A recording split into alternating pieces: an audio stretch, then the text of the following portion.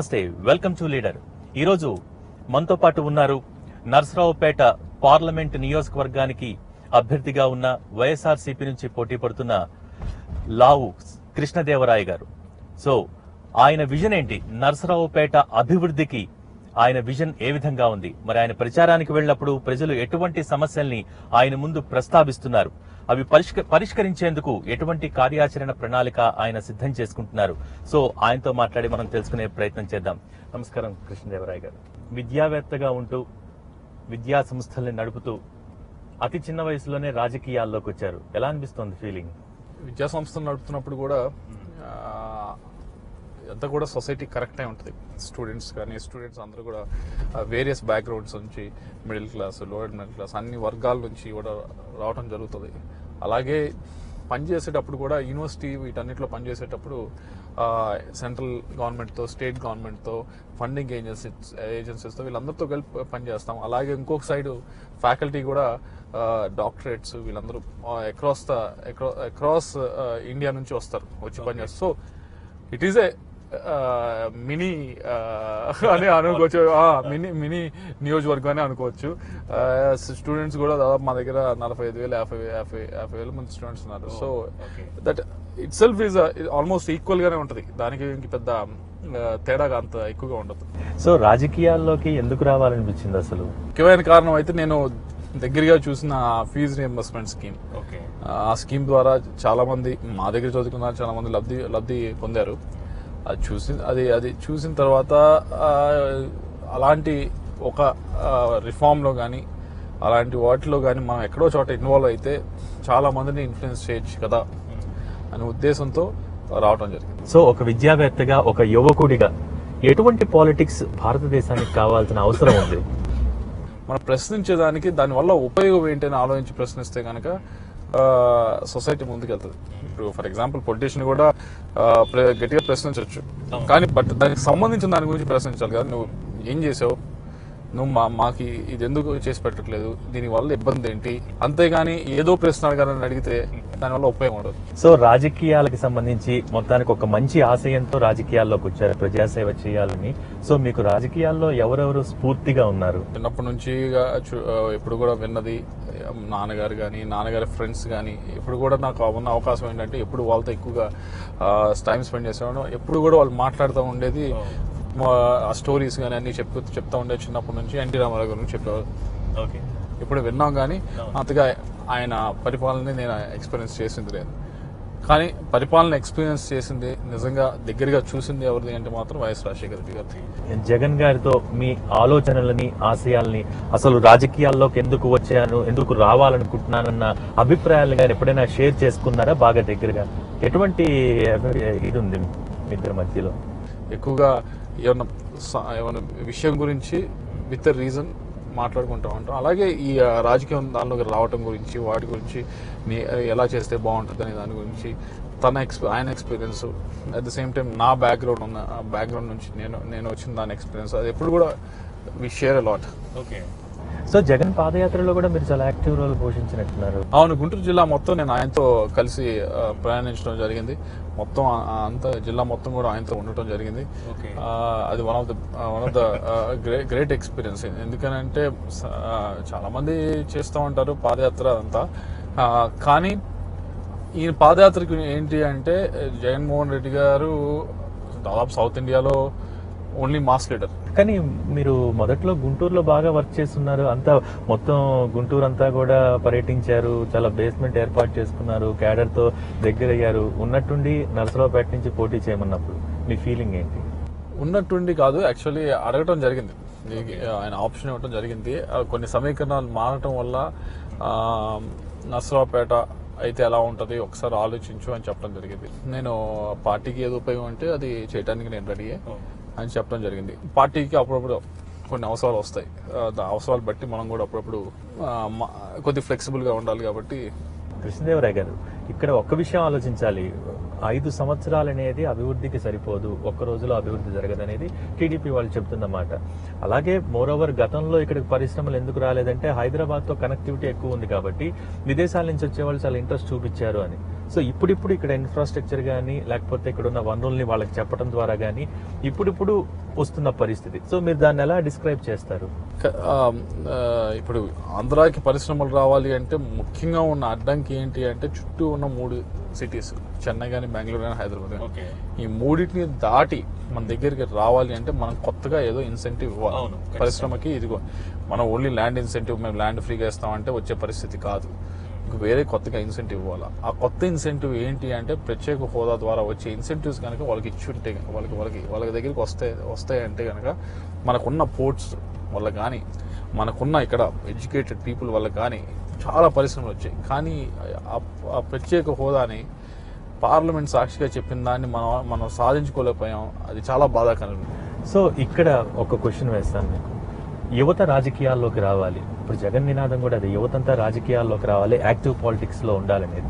So మీలాంటి వారు రాజకీయాల్లోకి వచ్చినప్పుడు మాకు అదే తెలుస్తోంది, ఎక్కువ ఇంపార్టెన్స్ ఇస్తున్నారు. మీరు ఒక విద్యా సంస్థల అధినేతగా ఉన్నారు, విద్యావేత్తగా ఉన్నారు. కాలేజీలో స్టూడెంట్స్ ఎంతవరకు వీటన్నిటి మీద అవగాహన కలిగి ఉన్నారండి? ప్రత్యేక హోదా మీద కానీ, రాష్ట్రానికి జరుగుతున్న అన్యాయానికి సంబంధించి కానీ ఎప్పుడైనా మీరు వాళ్ళతో డిస్కస్ చేస్తారా ఇలాంటి విషయాలు? 70% of the population in this country is below 30-35 years. వాళ్ళకి పూర్తి అవగాహన ఉంది ఏమవుతా ఉంది, ఎటువైపు వెళ్తా ఉంది. ఎందుకంటే మన దగ్గర ఉన్నంత ఫోకస్డ్గా 7th 8th క్లాస్కి డిసైడ్ అయిపోతాడు, నేను ఇది చదవాలా, ఇక్కడ ఉద్యోగం తెప్పించుకోవాలని అంత ఫోకస్డ్గా ఉంటాడు. సో దాని గురించి అంత కష్టపడి చదువుతాడు, అంత ముందుకెళ్తాడు. అంత ఫోకస్డ్గా ఉన్నవాడికి ఎటు వెళ్తుంది రాష్ట్రంలో ఏ విధంగా అభివృద్ధి జరుగుతుందని తెలియకుండా ఉండే పరిస్థితులు అయితే లేవు. ప్రజలతో నేరుగా మీరు సంబంధాలు, అంటే నేరుగా వెళ్లి కలవటం, వాళ్ళతో మంచి సంబంధాలు నేర్పుతున్నారు. ఎటువంటి సమస్యల్ని మీరు ఫైండ్ అవుట్ చేశారు మీ నియోజకవర్గ పరిధిలో? ఇక్కడ ముఖ్యమైన సమస్యలు, చాలా ప్రధానమైన సమస్యలు కూడా ప్రాథమిక సమస్యలు అంటే ఇక్కడ త్రాగునీరు ఉండదు. చాలా పట్టణాలకే ఉండదు, అలాగే గ్రామాల్లో అయితే అసలు ఉండదు, చాలా మండలాల్లో ఉండదు. దాని తర్వాత సాగునీరు లేదు. దాని తర్వాత మంచి వైద్యం అందే పరిస్థితి లేదు. ఇక్కడ నుంచి 100 కిలోమీటర్లు 150 కిలోమీటర్ల వైద్యం కావాలంటే విద్య, అలాగే ఇక్కడ ఉన్న పండించే పంటలకి మంచి ఆదాయం వచ్చే పరిస్థితి లేదు. ఈ 5 మీద కూడా మేము ఇప్పటికే పూర్తి మేనిఫెస్టో రిలీజ్ చేయడం ప్రతి ఇంటికి ఇవ్వడం జరిగింది. ఇచ్చి వాళ్ళకి చెప్తా ఉన్నా, దీంట్లో కనుక ఒక్కటన్నా మేము చేయకపోతే కనుక మరొకసారి మీ దగ్గరికి వచ్చి ఓటు అడగమని చెప్పి కూడా ప్రతి మీటింగ్ నేను చెప్తాను. కానీ ప్రభుత్వం దాదాపు 2000 కోట్లకి సంబంధించి సంక్షేమం, అభివృద్ధి కార్యక్రమాలు నరసరావుపేట నియోజకవర్గంలో చేశామని చెప్తూ ఉన్న పరిస్థితి. కానీ మీరు చెప్తున్న దాన్ని బట్టి అటువంటి దాఖలాలు లేవని గ్రహిస్తున్న పరిస్థితి. ఏమంటారు, 2000 కోట్లతో జరిగిందంటారు అసలు? నేను ఒకటే ప్రశ్న వేస్తా ఉన్నాను. ఇప్పుడు మీ టీవీలో కూడా వస్తూ ఉంది అడ్వర్టైజ్మెంట్, ఏమనంటే మేము 11 లక్షల ఇల్లు కట్టామని చెప్పి ఊదర కొడుతున్నారు. 11 లక్షల ఇల్లు కట్టాం. ఒక ఛాలెంజ్ చేస్తా ఉన్నాను. 11 లక్షల ఇల్లు కట్టామని చెప్తున్నారు కదా, 11 లక్షలు కాదు, 1,00,000 ఇల్లు కట్టినవి పూర్తి స్థాయిలో మీరు 1,50,000 గవర్నమెంట్ వైపు నుంచి ఇచ్చారు. కనీసం 1,00,000 మందికి ఇచ్చారని చెప్పమనండి. అంటే ఆలోచనలు బాగున్నా కార్యాచరణ, అంటే ఆచరణలో అది ఆలోచనలకి ఆచరణకి వ్యత్యాసం దాదాపు 95% ఉంది. సో ప్రజల్లోకి మీరు వెళ్తూ ఉన్నారు ప్రచారానికి. నవరత్నాలకి సంబంధించి ఎటువంటి రెస్పాన్స్ వస్తుంది ప్రజల నుంచి? నవరత్నాల గురించి అద్భుతమైన రెస్పాన్స్ వస్తూ ఉంది. ఎందుకని అంటే ఎంత రెస్పాన్స్ వస్తూ ఉందంటే వాటిని చివరికి తెలుగుదేశం పార్టీ కూడా కాపీ చేస్తూ ఉంది. మహిళా ఆసరా అంటే వాళ్ళు కాపీ చేశారు, రైతు భరోసా అంటే కాపీ చేశారు. ప్రత్యేక తెలంగాణ ప్రామిస్ నిరూపించుకున్నారు కదా, సో ప్రత్యేక హోదాకు సంబంధించి కూడా నిరూపించుకుంటాం అనేది కాంగ్రెస్ చెబుతున్నమాట. ప్రత్యేక తెలంగాణలో తెలంగాణ ప్రామిస్ కూడా 2004లో వాళ్ళు ఇస్తామని చెప్పడం జరిగింది. ఇవ్వలేదు. 2009 తర్వాత ఇవ్వడం జరిగింది. అది కూడా మీరు మర్చిపోయి ఉంటారేమో. అప్పుడు కూడా వెళ్ళి దాదాపుగా 13 నేషనల్ పార్టీస్ దగ్గర లెటర్ తీసుకురావడం జరిగింది. దాని తర్వాత ఇక్కడ ఆంధ్రప్రదేశ్లో కూడా కూర్చొని ఆల్ పార్టీ మీటింగ్ పెట్టి వీళ్ళందరినీ కూడా దాదాపు అన్ని పార్టీలు యాక్సెప్ట్, అప్పుడు మేజర్ పార్టీస్ అన్నింటినీ కూడా యాక్సెప్ట్ చేయించడం జరిగింది. ఇప్పటిదాకా ఎందుకని మరి కాంగ్రెస్ పార్టీ ఎంత ప్రగల్భాలు కలుగుతున్నారు? ఎందుకు ఇప్పటిదాకా వెళ్ళి ఆల్ పార్టీ మీటింగ్ ఎందుకు పెట్టలేదు? అన్ని పార్టీస్ నేషనల్ పెట్టి వాళ్ళని ఎందుకు యాక్సెప్ట్ చేయట్లేదు? ఆంధ్రప్రదేశ్ మేము ప్రత్యేక హోదా ఇద్దాం అనుకున్నాం, మీరు ఎంతమంది యాక్సెప్ట్ చేస్తారు, ఎందుకు పెట్టలేదు? అంటే కాంగ్రెస్ పార్టీలో ఎన్ని అభిప్రాయాలున్నా అధ్యక్షుడి మాటే ఫైనల్ అనేది వాళ్ళు చెప్తున్న మాట కదా. ఇప్పుడు కాదు కదా, గత దశాబ్దాలుగా అదే మాట మాట్లాడుతున్నారు. నిజంగా వాళ్ళైతే చేయలేరు. అది చేయించాల్సిన బాధ్యత మాది. మేము చేయిస్తాం, అధికారంలోకి రాగానే వాళ్ళతో చేయిస్తాం. మేము వెళ్తాం, అన్ని రాష్ట్రాలకు వెళ్తాం, అన్ని దగ్గర కూడా అందరి దగ్గర లెటర్లు తీసుకుని వెళ్ళి వాళ్ళ ముందు కూర్చొని చేయిస్తాం. సో జనసేన ఎఫెక్ట్ ఎలా ఉంటుంది అనుకుంటున్నారు?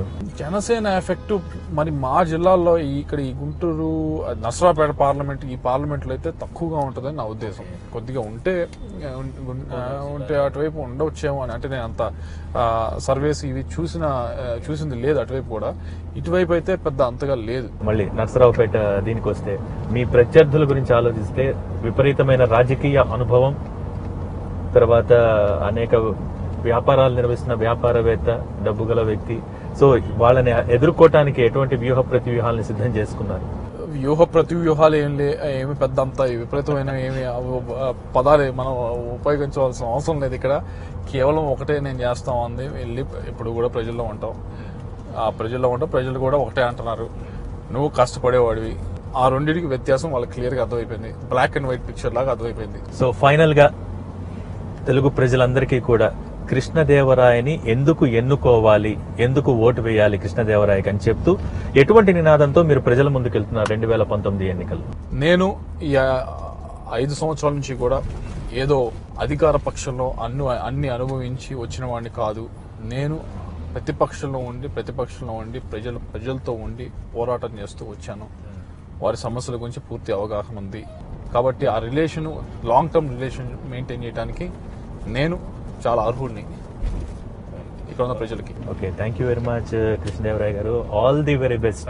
ఇలాంటి యువత రాజకీయాల్లోకి రావాలి, దేశ భవితను మార్చాలని మేము మనస్ఫూర్తిగా కోరుకుంటాం. Thank you very much. Thank you very much. Thank you to all the NTV viewers. So ఇది మొత్తానికి నరసరావుపేట పార్లమెంట్ పరిధిలో కష్టపడే వ్యక్తికి, కనిపించని వ్యక్తికి మధ్య జరుగుతున్న ఎన్నికలు. కాబట్టి ఖచ్చితంగా కష్టపడే వ్యక్తినే నియోజకవర్గ ప్రజలు ఎన్నుకుంటారు. కాబట్టి తన గెలుపు తథ్యమని కృష్ణదేవరాయ చెబుతున్నారు. సో ఇది ఇవాల్టి లీడర్. మరో లీడర్ తో మళ్ళీ కలుసుకుందాం. Stay tune to NTV.